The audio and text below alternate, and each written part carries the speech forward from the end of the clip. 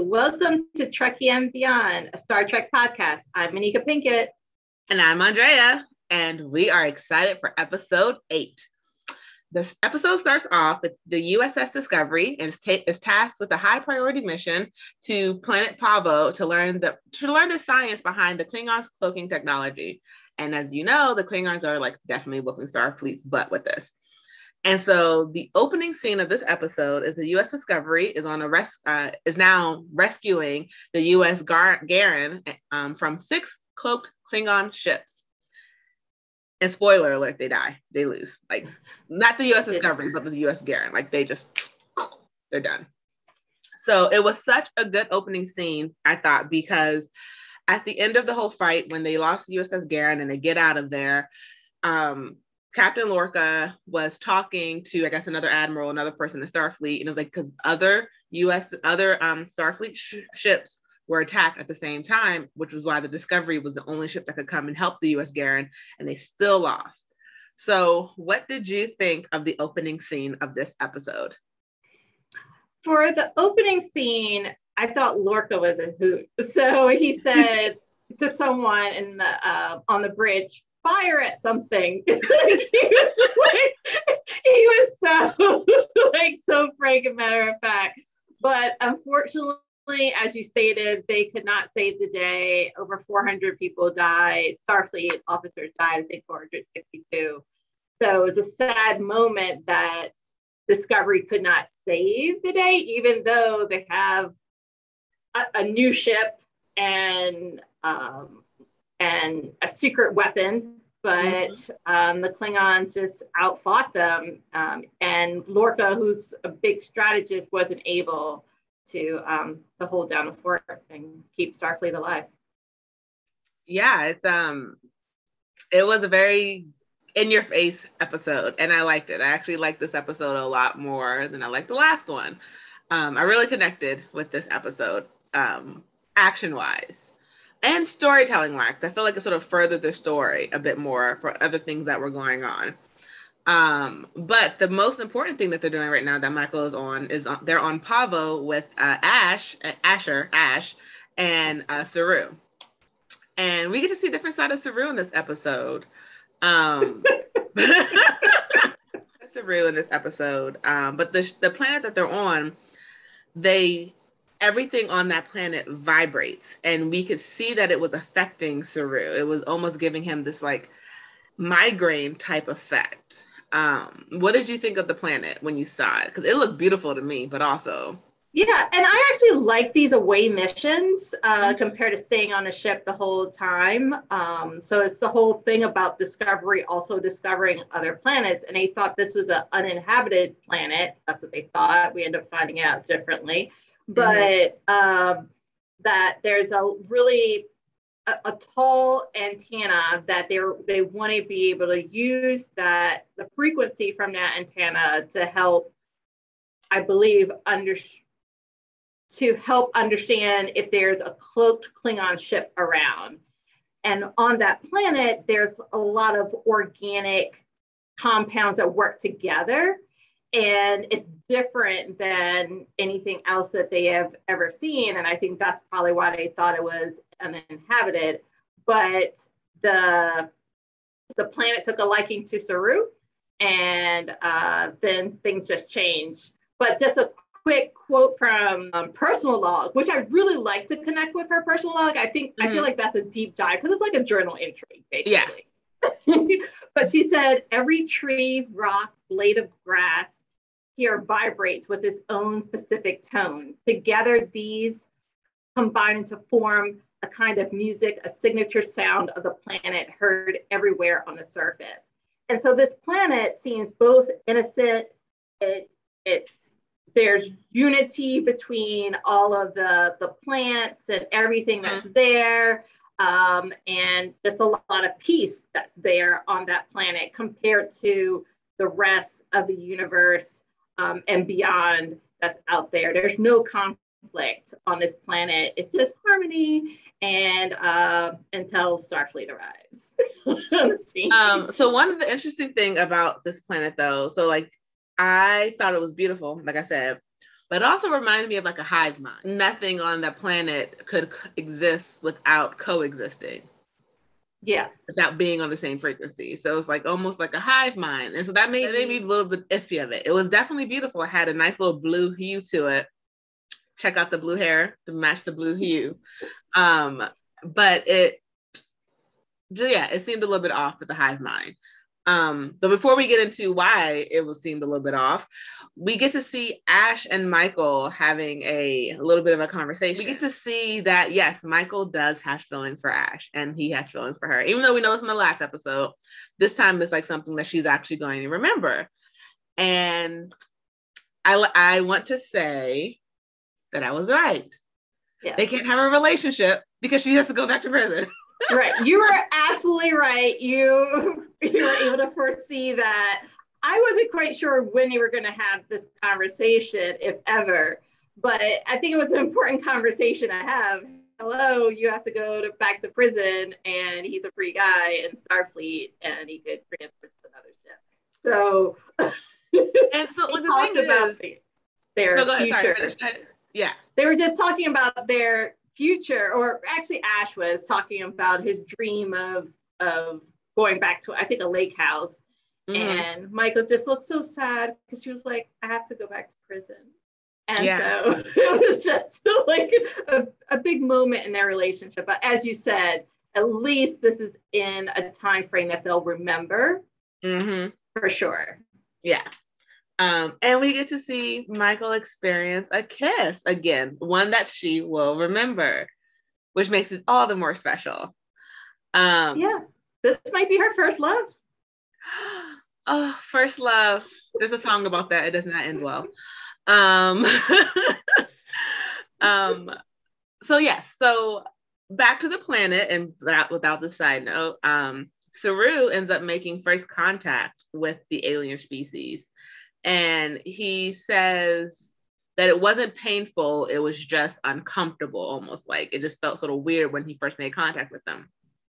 And then we see Saru trying to go to sleep that night, and he ain't getting any sleep because of frequency, and he's begging them to stop it for a moment, to stop the noise for just a moment so he can get some peace. And instead, the planet ends up connecting to Saru. And Saru doesn't want to leave anymore. Did you find that interesting that he, in such a quick manner, I understood it, but what did you think? Well, it took me a while to understand this, actually, probably after I watched the episode again for the second time. Mm-hmm. But he lives in fear a lot in his life, and throughout his life, and all of his forefathers, because they were preyed upon. Mm-hmm. And so between, I guess, his chemicals and everything else that's going on, he's always kind of negative and in fear. And I think he has a lot of self-doubt. But here on this planet, and especially when he became connected to the blue haze, the I don't know what else to call them, the blue haze that possessed him, mm-hmm. He became at peace and no longer fearful. And I could see how that will change you. Mm-hmm. And for him, he didn't want to change because like it was the first time he had ever experienced that, and he wants to stay there forever. Similar, like if you're on vacation at a lovely beach or hiking and you're at a place, especially when you're a young kid and you don't want to leave. You don't want to leave that pool. You don't want to leave whatever because you just it's perfect. Right. And you don't want to go back to reality. And he just didn't. Yeah. Because he mentioned that he has never never in his life has he ever had a moment without fear, without feeling fear. And to be on that planet was to be in peace. And I guess that could make you go crazy to know if you've only ever felt fear, like you said, because that's what he was bred to be cattle. So he was bred to be fear. He was bred to know when danger is coming, and to finally be free of that, to be free of that pain or that fear, that anxiety, all of that dread that fills you. I don't know if I want to give that up either. Right. He So went now crazy. I'm thinking, now I'm thinking about it, there was a combination of firsts. So for Michael, it's her first kiss, and she was afraid of not being loved, like not feeling love, and being in love for the first time. And then for him, peace. So maybe there's like, okay, there might be a little bit more to this episode than what I previously thought.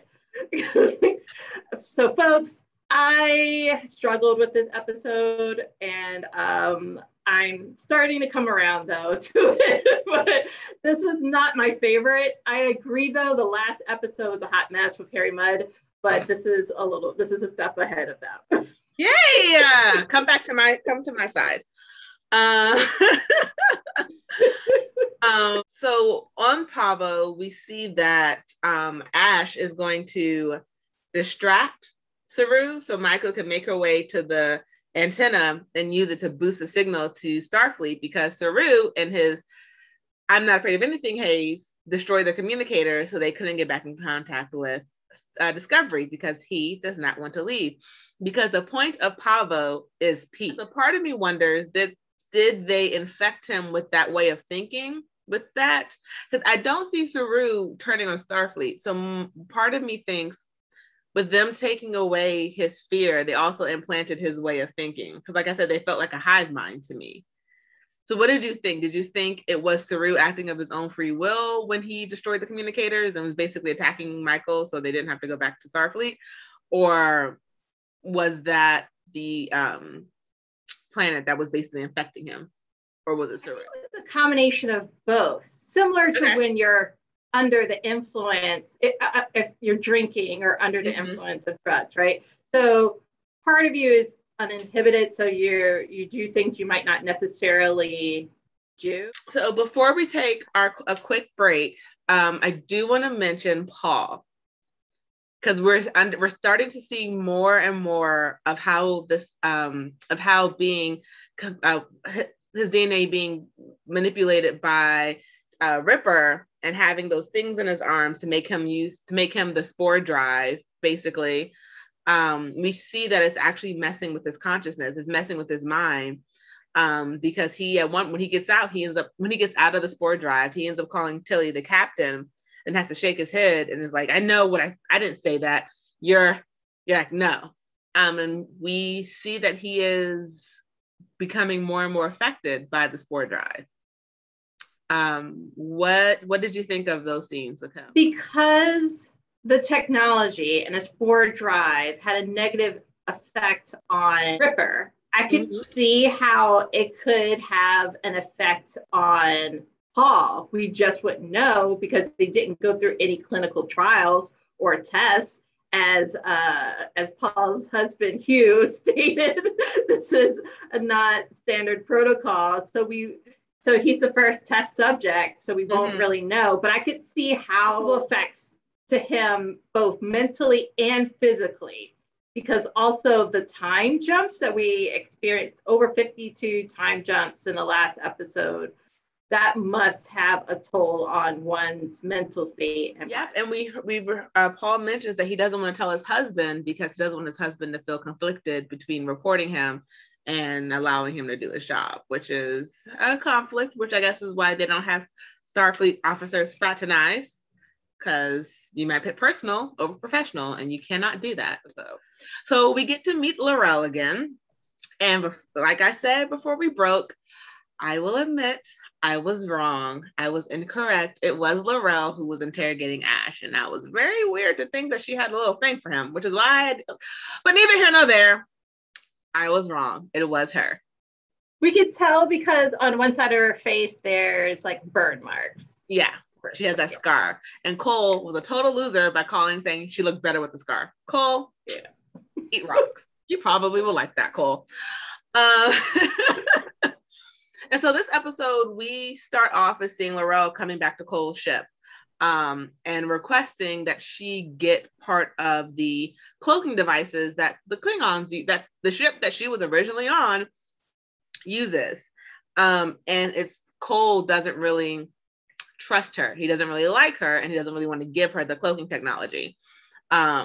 Because all Cole cares about is uniting Klingon under him. He doesn't care if Klingons unite.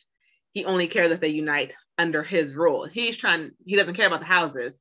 He wants to be, this is Game of Thrones for him. And he's sitting on the thrones of the great houses. So what did you think about that opening reaction between L'Rell and Cole? Because last we saw of them together, L'Rell was like his ally. She turned on Volk so quickly for Cole, even though we know it was a play on, like she didn't really actually do it. But Cole didn't know that. So it's sort of weird to see this interaction between them, because the last time we saw them together, she was on his side, quotation marks for people who are listening. She was on his side. What did you think? So L'Rell is sneaky as all get out. she knows how to play the game. If this was Survivor, she would be the winner. She plays the Game of Thrones. So first, L'Rell enters into Admiral Cornwell's, where she herself, right? And side note, people, we finally see the Admiral again, and she is not looking good in this episode. No, which is the case when you're in prison on a Klingon ship. And L'Rell admits that she wants to Cornwell that she wants to defect, and ask her what's the best way of doing that, which is interesting. And so they're trying to escape the Klingon ship together, L'Rell and Admiral Cornwell. But then they are... Before we get to that part, their first interaction of L'Rell walking in with all those torture instruments and telling the Admiral to scream. And the Admiral's like, what? And L'Rell's like, scream. And then L'Rell screams and the Admiral screams. And then we see the guard laugh and walk away. And it's like all part of her plan to get the Admiral to trust her, and also to get the Klingons to trust her. She is smart. She is, but I was surprised that the Klingon guard didn't just stay to hear the pain, to hear the torture. Yeah. I guess just a quick affirmation that things were going the way that Cole wanted, but he should have stuck around a little longer than that. Get your receipts, honey. Not just the verbal verification. Get your receipts, honey. Get your receipts. Right. Okay, and on to what you're talking about. So the two of them walk down the corridor. They're planning to escape together, and then they're found. And L'Rell pretends to electrocute Cornwell. I don't think she pretended. And knocks her unconscious, and then drags her into a room where there's other dead Klingon bodies. So we're not quite sure exactly what happened. And if Admiral Cornwell is, I'm hoping she's still alive. That's all I can say. Because if L'Rell's going to do what L'Rell's going to do, L'Rell's going to survive, and she's going to take down Cole. And she can't do that and leave the Admiral alive, in my opinion, while she's still in the Klingon ship. So while I don't think her intention was to kill the Admiral, I think she wanted her to, so she can defect and be seen as be on Starfleet side and be away from Cole and help take Cole down for like abandoning her love Volk. I think and again, I will admit if I'm wrong, people, I think the Admiral's dead against L'Rell's wishes, because she had to make it look good. And she slammed her and electrocuted her, and whatever injuries she might have already had, the Admiral may be dead, or if she's not dead, she's very close to death. Right, but that's also if the Admiral's still alive and L'Rell can escape, that's the ultimate, I don't want to say prize, but like... Oh, no, it is. You're right. That's the best way to get back into Starfleet and be a prisoner of war, POW, and defect. Like, if she can manage that, we'll see how well L'Rell can work this magic. I'm just hoping Cornwell doesn't die this way. She's come so far. I hope she doesn't die this way. I hope she didn't die either. But I don't see L'Rell holding back. I didn't see her holding back for the sake of the Admiral. She saw that they were caught. She saw that, crap, I'm going to have to make this look good. and she might have made it look too good. If she killed her, I don't think it was on purpose, but I do think she made it look real. That's fair, because L'Orel's ultimately out to save herself. And to and to defeat Cole. And the only way to do that is for her to stay alive. Because we saw her do that with Volk. She was falling in love with this dude and turned him over in a hot second. And then the room that she took the body to, we see a lot of other dead Klingons who were her friends on the ship. And they're all dead. So that makes me think, is Cole killing people who were once loyal to Kuzma and Volk? Because it seemed like he had everyone when he took the ship from Volk. So there's a lot going on in the Klingon world that we're not seeing. I don't understand Cole as well, because they captured then L'Orel. They bring L'Orel back so that L'Orel and Cole have a conversation. Mm-hmm. And L'Orel pretends like she's on his side and that she was just using the Admiral to get information. But then Cole says, "You're a liar." And then he tells L'Orel she can leave, but then they pull her back. And then they place the red dye on her face so that she can join like his clan. So it's I guess to be continued for sure until the next episode. Yep, until we can see if Admiral 1 is alive, and 2, if L'Orel gets off the ship. Because until she gets off the ship, she's really not safe until she's with her own people who she trusts. Right. Ship is getting closer. Like the next stop will be Pavo, right? Because Pavo sent them a message. And that is very interesting because Pavo also, so the Starfleet Discovery is still where Pavo is. Pavo called the Klingon ship. Because when they connected with Saru from the first half of this episode, remember, when they connected with Saru, they saw everything that was going on. And so at first, Lorca thinks it was Michael who did it by accident. She alerted the Klingons to their location. And she's like, "I didn't do this." And it's Saru, I think, who's like, Michael says it was Pavo, and Saru agrees with her. And it's like, because they want peace. They saw the war going on, so they'll do anything for peace. And now Michael's like, they're the only defense for the planet, which is also interesting because even though it's inhabited and uninhabited, I'm sorry, people for what I'm about to say, but what does it matter if it gets blown up? Like, there's no people on there. So mean. There's peace there. There's peace because it's a hive mind. And I think that's going to be a little bit more dangerous because it's not an open hive mind. It's this is our way of life hive mind. You saw how they affected Saru. Could you imagine how they would do that to anyone else that they could get into? What if their type of peace is destroying other people to get their peace? Like, I don't know. Because remember, people, I only watch episode by episode. But we know at the next episode, Starfleet is going to come face to face with the sarcophagus, and the planet Pavo is supposed to be the mediator. And we see what happened to the last people who were the mediators for the Klingons. They got murked real quick. And the Admiral was kidnapped. But can you imagine a Klingons at peace? No. There has never been a Starfleet movie. Has there? I don't know. I don't think I've ever. No. Well, at some point in time, we know this for sure because this is a prequel. So we know later on, Worf joins Starfleet. So we know at some point in time, there's going to be. He could be a descendant of L'Orel who defected. And other episodes. And him being in Starfleet doesn't mean that they're not doesn't mean they still have peace. It just means he's like a truce. There's going to be a truce. They're not going to have this war, and there's going to be some individuals from some Klingons that join Starfleet. We know it's going to happen. Anything can happen before it happens. They could be rewriting history. I don't know. I'm just joking, people.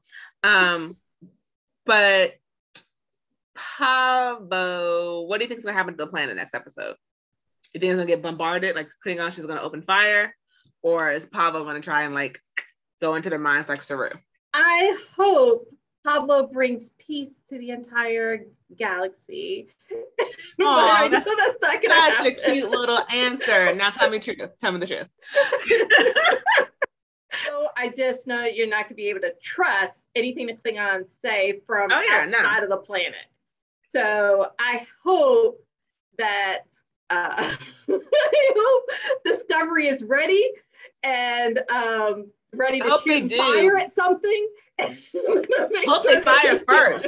With Captain Lorca at the helm, they should fire first. And Mike will be like, hey, remember when I told you to fire first? Fire first. Right. So maybe this is being brought around full circle. We'll see. Just the Klingons are coming, including L'Rell and Cole, and L'Rell wants to escape by all means necessary. Ooh, you think she might take this chance to try and get on the Oh, but she couldn't go to Discovery, not without the Admiral. She couldn't go without the Admiral because that's the same ship where Ash would not take kindly to her being on the ship. 7 months he had to endure whatever the heck she did. Can I just circle back to one thing that I noticed with Ash? Mm-hmm. I'm surprised as a security chief could not lie. When he was talking to Saru, like he should have been able to have a really good poker face. And Saru found him out in a minute. And so I was a little disappointed with that. And then one other thing, I just need to get off my chest, and that Saru can run. Saru needs to train Tilly how to reduce 9.5 seconds off her. So, fact, because Michael pointed that out in the first half of the episode, that because Saru's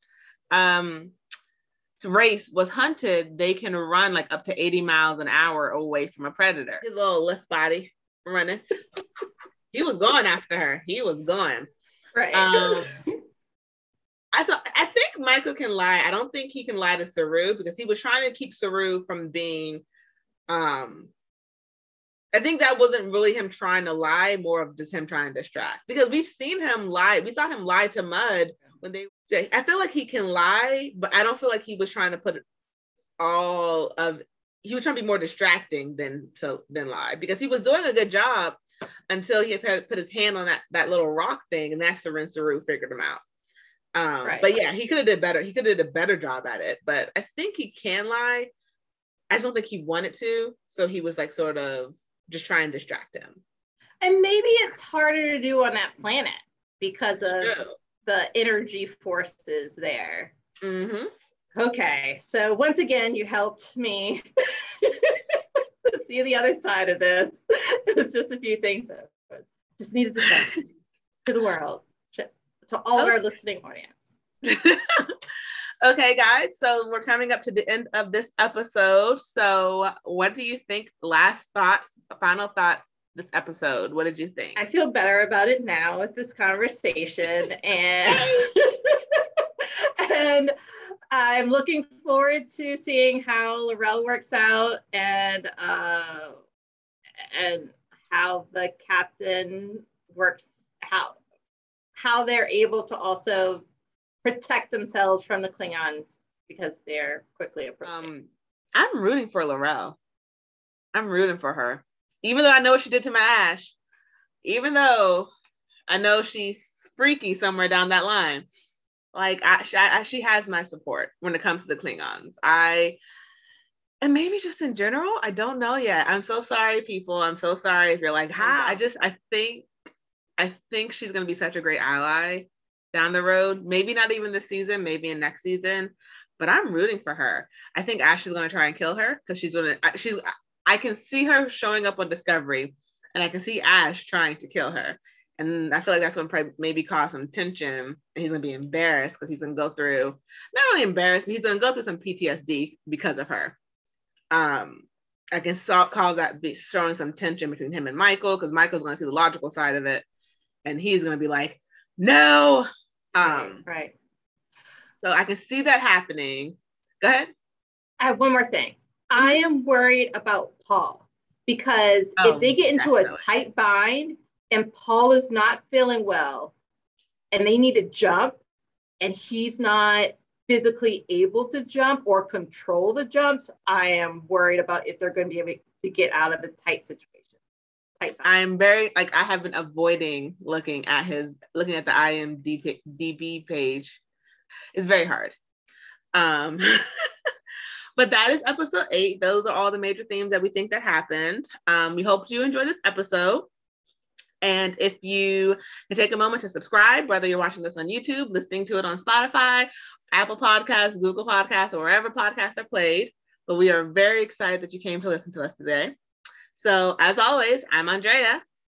And I'm Anika. And live long and prosper.